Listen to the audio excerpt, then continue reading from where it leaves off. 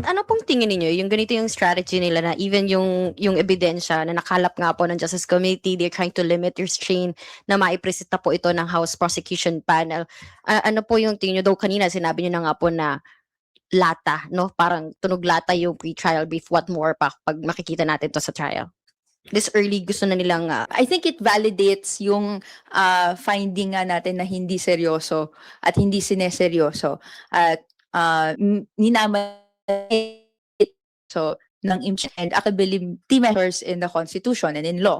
Dahil naiintindihan naman a plain reading of the Constitution and the House rules would suffice na sabihin natin na empowered yung House Committee on Justice to conduct investigatory, clarificatory hearings tungkol doon po sa laman ng complaint, no? And from there, mag-take off ng questions na pwede pang i-explore at i-consider ng members doon sa pagtutuloy-tuloy ng pagtingin whether there's an impeachable offense or not. Ano yung evidence supporting that allegation or kung wala, di ba?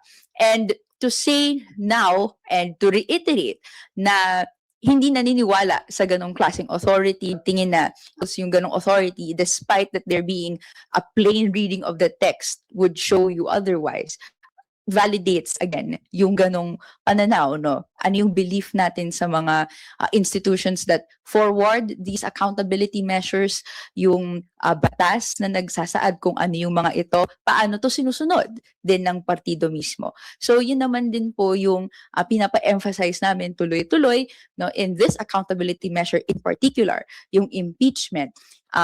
Gusto natin matapos siya sa paraan na naayon sa due process and yung rules and regulations. Readings outside it, sige pagdebatihin natin. Pero kapag na-thresh out na siya, natapos na yung debate, sana nire-respeto natin yun. Well, una, meron naman sa even sa trial na meron naman silang allowed naman both camps have evidence, no? Even what witnesses within certain number of days. Kaya nga may pre-trial kasi para ilatag na doon kung ano i-introduce na ebidensya, testimonya at witness ng prosecution team, no? The same case with the defense. Ako iniisip ko dito kasi tanong mo is bakit anong ganitong class strategy nila, no?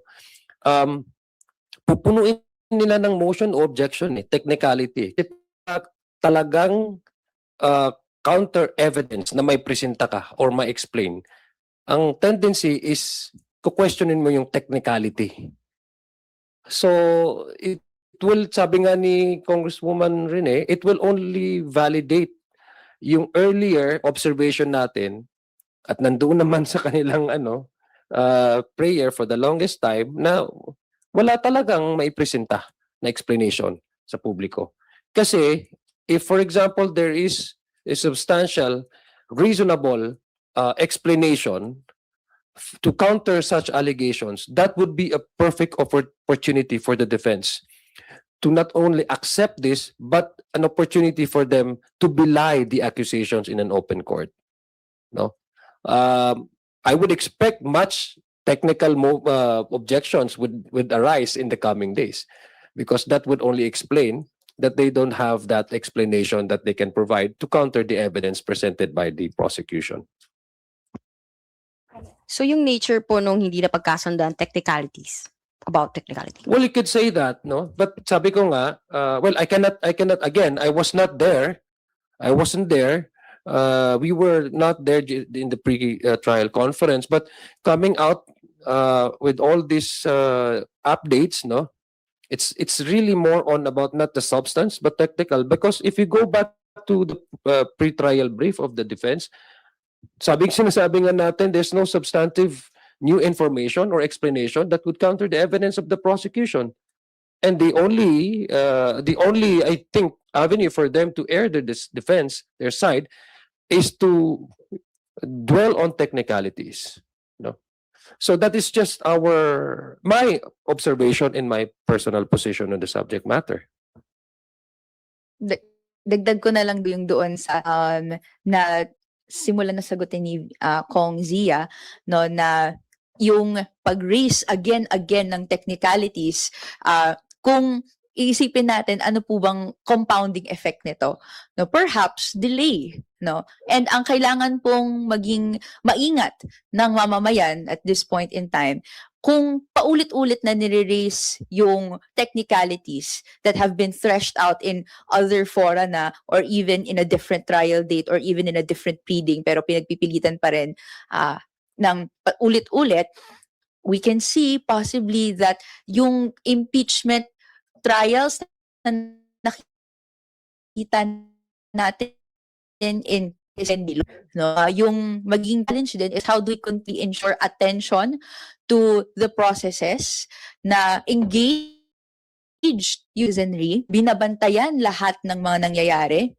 at every time na pwedeng may delay, ay may response yung mamamayan. Siyempre, the House Prosecution Panel will be ready at every turn na gusto nating walang delay, no, at tuloy-tuloy lang yung pagsagot ng bawat partido doon sa mga points or no articulated issues na kailangan sagutin para malaman natin sa punot dulo kung may impeachable offense na guilty or not guilty ba si VP Sara.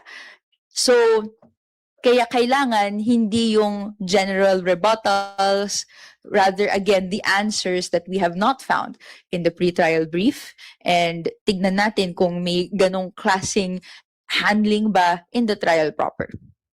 Sorry, last na lang po.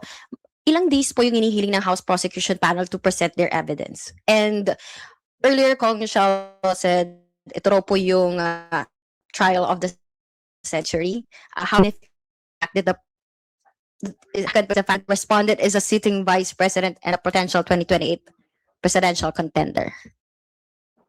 What I can tell you is that it could probably I think mga nasa 30 days. Do you confirm that?